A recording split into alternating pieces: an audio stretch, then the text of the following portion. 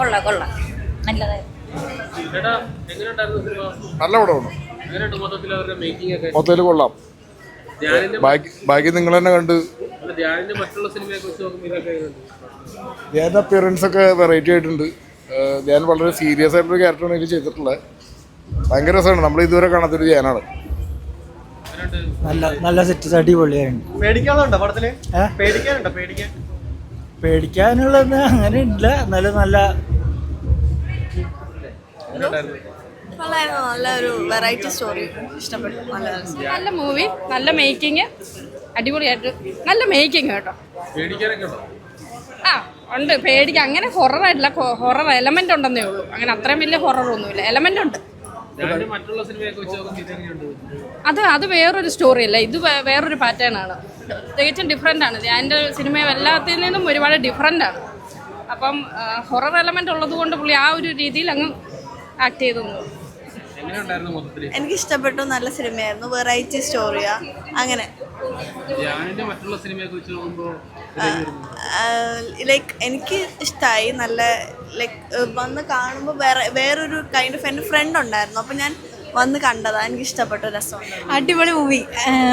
നമ്മുടെ ധ്യാനം എല്ലാവരും അടിപൊളി. നല്ല രസമുണ്ട് കാണാനായിട്ട്. ഒരു നല്ലൊരു ഇൻട്രസ്റ്റിംഗ് സ്റ്റോറിയാണ്. ഇറ്റ്സ് റിലേറ്റഡ് ടു ഹിസ്റ്റോറിക്കൽ ഒരു നല്ല വിഷ്വലൈസേഷനൊക്കെ ആയിരുന്നു. അടിപൊളി മൂവിയാണ്.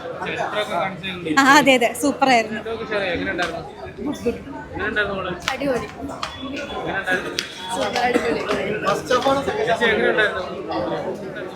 സിനിമ നല്ല ഇഷ്ടപ്പെട്ടു. എനിക്ക് ഏറ്റവും എടുത്തു പറയാനുള്ളത് ധ്യാനിൻ്റെ ഓൾഡ് ഗെറ്റപ്പ് ഉണ്ടായിരുന്നു. അത് ആണ് എന്താണെന്ന് അറിയില്ല, പക്ഷെ പെർഫെക്റ്റ് ആയിട്ടുണ്ടായിരുന്നു. പിന്നെ പുതിയ നിറയെ ആർട്ടിസ്റ്റും പുതിയ ആളാണെന്ന് തോന്നുന്നു ഡയറക്ഷൻ. അതിൻ്റെ ചെറിയൊരു പോരായ്മ കാണാനുണ്ട്. എന്നാലും നല്ല മൂവിയാണ്. എല്ലാവരും സപ്പോർട്ട് ചെയ്യുക. ഇതേപോലെ പുതിയ ആൾക്കാരെ സപ്പോർട്ട് ചെയ്യുക. ക്ലൈമാക്സ് ഒരു 10 മിനിറ്റ്സ് നല്ല ഗൂസ് ബംസ് ഉണ്ടായിരുന്നു. പിന്നെ എടുത്തു പറയാനുള്ള ധ്യാനിൻ്റെ പഴയ ഗെറ്റപ്പാണ്.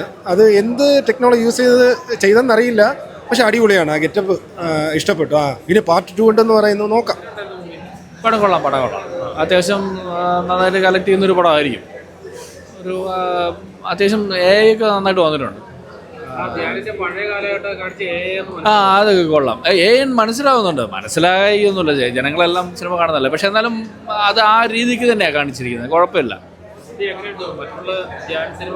മറ്റുള്ള ധ്യാൻ സിനിമകളെ സംബന്ധിച്ച് നോക്കുമ്പോൾ ഇതൊരു തട്ടിക്കൂട്ട് പടമായിട്ട് എനിക്ക് നല്ലൊരു പടമായിട്ട് ഫീൽ ചെയ്യുന്നു. നല്ലൊരു ക്വാളിറ്റി ഉള്ളൊരു സിനിമയായിട്ട് ഫീൽ ചെയ്യുന്നു.